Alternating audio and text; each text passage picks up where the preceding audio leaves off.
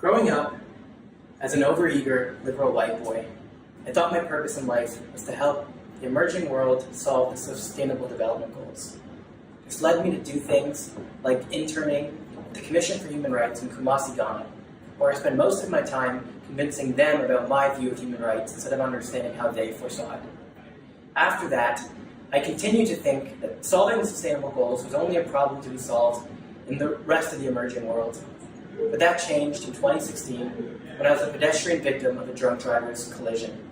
This required me to rely on a wheelchair for 12 months, where I learned firsthand that even progressive Toronto, Canada, was physically exclusive to people living with a disability, when I could no longer go back to the life I had before.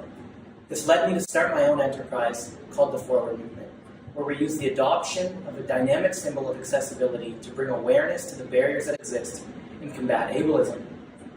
We do this by running events with city councils and corporates where we bring community partners from disability organizations and communities across the country to come together to change their signage and share their story of the exclusions that they face, physical, social, sexual, and economic.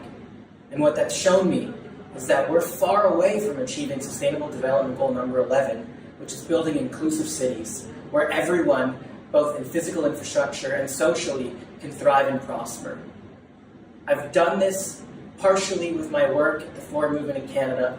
I'm trying to help build inclusive cities with my work in London, England, but I want to help build opportunities in cities where everyone has the opportunity to participate and grow and engage in the world, both economic, social, and physical, both in the emerging markets and in the West, where we're still far behind achieving that goal.